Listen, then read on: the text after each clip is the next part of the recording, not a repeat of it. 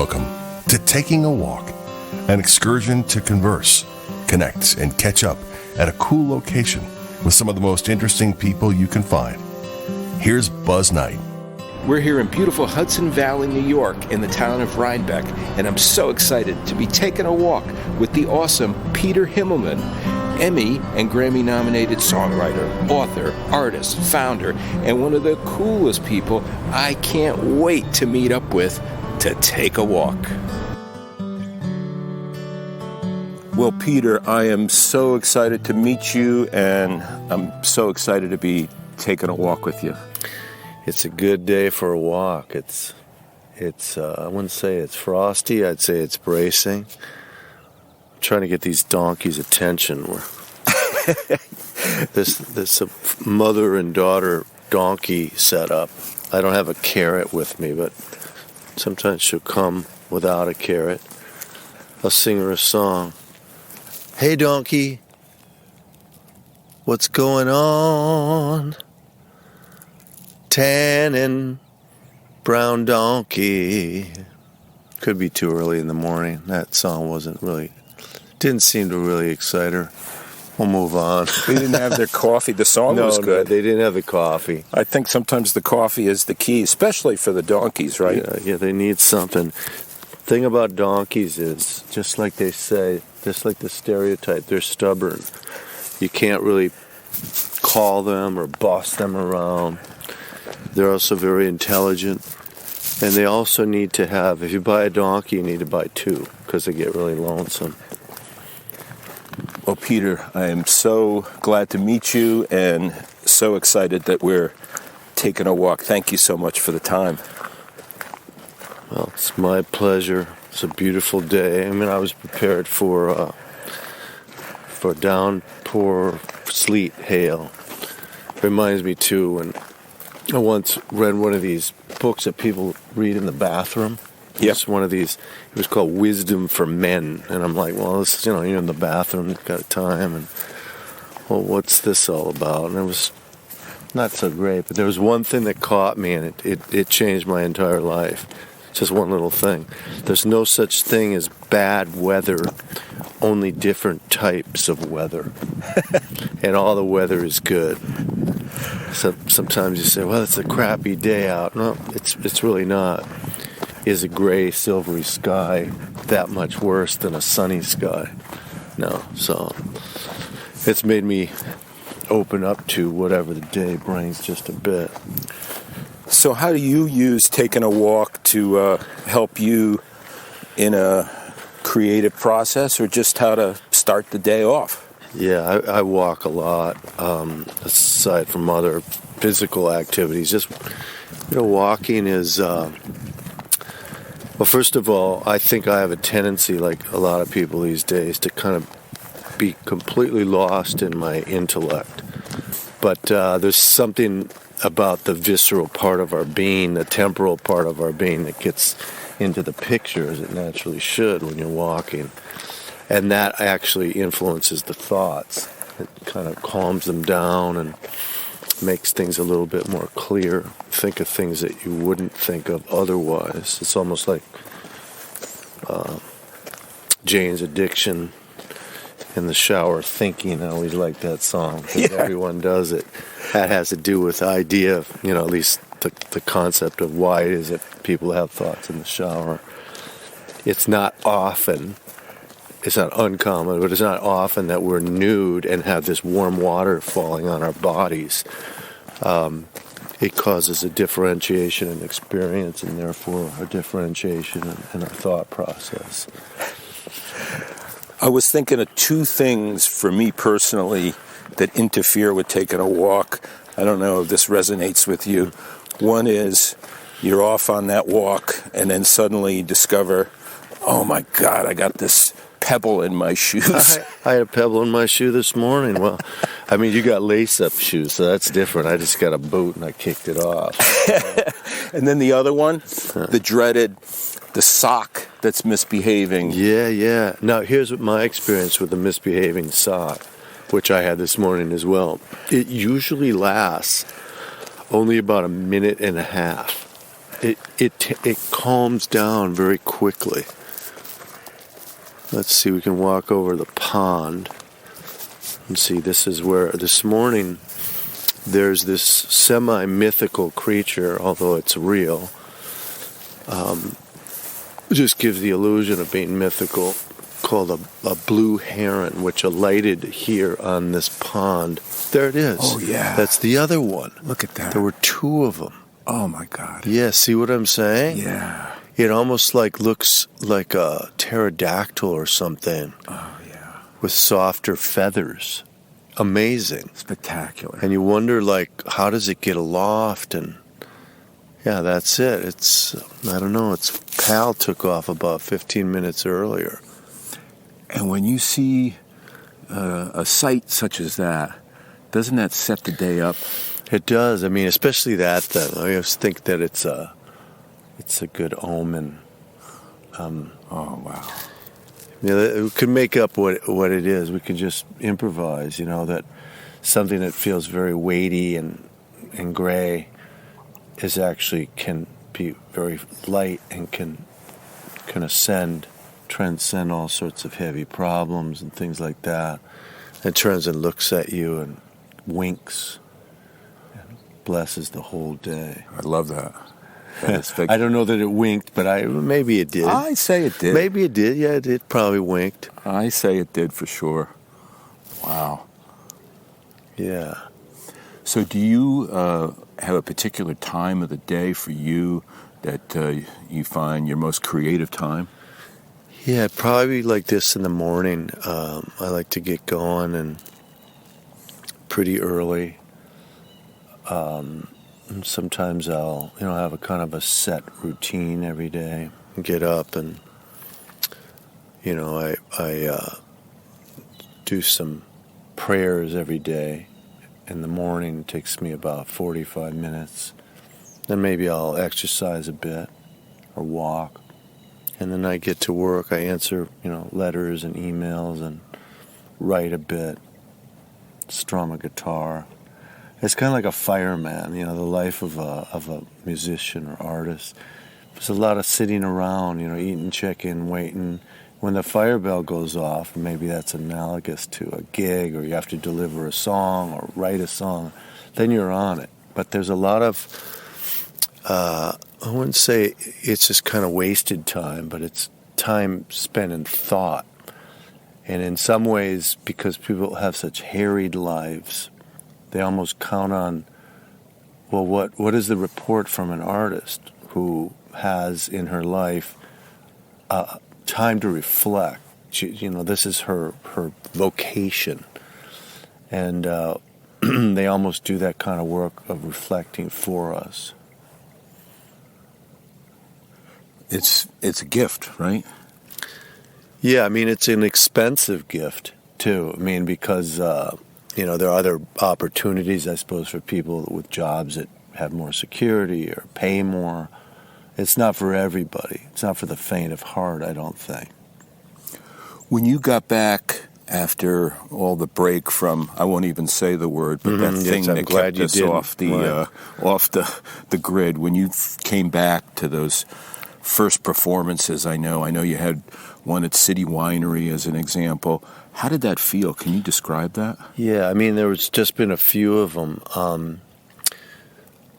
Right before I was going to do the gigs, as I'm practicing, I thought, well, man, this could almost be like emotional. Could get, I don't know, I was just kind of thinking that it might strike me as like not having seen a friend for 50 years or something. But being on stage, it was more than that. It was joyous, and it didn't have all sorts of emotional content. It was simply joyous, and maybe that's what I like most about being on stage. It's this guy the inner guy in me that comes out of his cage for an hour and a half, Even now he's out of his cage slightly because, don't tell anybody, but I'm aware that it's a performance of some sort. but he's not quite out of the cage like on stage. Got to be very transparent on these things. Yes.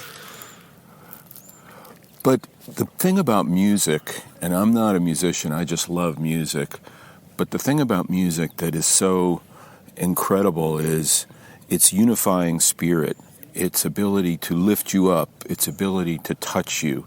And I think during certainly the difficult times, any difficult times, we all come back to music, don't we? Yeah, well, we'll walk this way. And I feel these boots are no longer waterproof. Soaking through my misbehaving sock. The thing about music, not to get too abstract, but it always has interested me, sort of like, well, why is music, as opposed to, say, architecture or art or dance, why is music so popular? Why did they make the iPod, and why are Spotify not for pictures of sculpture? And you could say, well, the technology supported music, that's why we have it. But obviously that's not the case. The technology was made to fill a desire, a need for music. And the best answer that I, stumbled upon was that music, in that it has no physical form, it has no temporal shape, it's invisible. Even the waves, the sound waves, which essentially are what music is caused from, they're not visible, and nor do they contain music. They just stimulate the eardrum. There's something about it on that level that really connects to something of the spiritual. And in some way, that is why every human being, in my mind, is hungry for transcending themselves, the moment, looking for something better, something more, some acknowledgement. All these things have to do with, spirituality writ large. We fill ourselves up with all sorts of things, but they never do, they never sate. And things like love and friendship and communion and walking in the sense of in nature, feeling the grandeur of things. That's certainly akin to spirituality. Music, in that sense of it being formless, is exactly that. And there's different kinds of music, certainly, and there's different qualities of music. So not every music turns, everyone on. But, I wake up in the morning when I start my workouts lately in the last couple of months, and I put on Claude Debussy, and it's very dreamlike. It's a way to wake up. I might move into like little Lightning Hopkins and a little Nina Simone. I put on Tower of Power yesterday. The bass player kills me. Sometimes their lyrics seem a little hard, it's a little trite, but man, the groove is so good. And it changes me. It can hypnotize a person. And it motivated you to take on the Good Songs podcast with your son, correct? Well, actually, what motivated me to do that is my son has just got a lot of good ideas. He said, hey, why don't we do this father-son thing? And here's how we're going to do it. And everything, I just stood there in front of the mic. So that's all on him, my son Isaac. But it was out of certainly the mutual love of music. Yeah, and just certain ways that he and I have connected since he was a kid over music, and the kind of the conversations we've had about it, both technical and sort of this more abstract philosophical idea that we've been talking about now. I watched your Impermanent Things TED Talks, which was spectacular. You just have such a command up there, and you told such an amazing stories. I really thank you for that. Do you have any future ideas on how to maybe bring something similar forward to inspire and excite people? Well, I've been doing since 2011. I created this, I guess you call it a company. It's called Big Muse. And I just, I like to just make things. So I just started it And I had a thought as to, well, I wonder, because my kids were going to school, all into private colleges, kind of one after the other. I've been doing a lot of television and film scoring, and I was getting a little hard on my back, sitting in a lumbar support chair for 12 hours a day. So I just was thinking, I'm wonder that what could my experience as a musician, having made many records and toured around in a bus or a van or a car, whatever the budget allowed for, could these experiences have yielded insights that might be valuable to businesses? And then I found a couple friends or fans that brought me into their company, and it's grown. I've done so many different companies now, from Boeing to 3M, Gap, Coca-Cola, traveled all around the world and worked with the United States Army. And what it is it's hard to explain exactly what I do. I mean, people want their employees to be more, quote, creative. And creativity's, that's almost a word like you wouldn't say the word for the thing that we went through for 2 years, and hopefully it's just 2 years. Even that word creativity, you have to use it. But it's kind of meaningless in a sense. And to me, it's a state of mind that is not bounded by fear. That every human being, not that you're going to be a master necessarily at anything, but to one extent or another, if you can push aside your fear of judgment, there's the heron again. There it is. That guy's got zero fear of judgment. He's just flying. He's right. Doing it. Yep. He knows he knows it's it. Yep. Yeah. He knows how to get over those wires too. Oh yeah. No effort. But if you can push that fear of judgment aside, your native creativity will flourish in abundance. So I do some sessions with music and things, and first try to get myself into a mood, which is that's the nature of the game. The performer has to be there first and lead the way, and then get others to sort of find some spark in themselves. A lot of people in the corporate world, if I ask, who among you would consider yourself highly creative,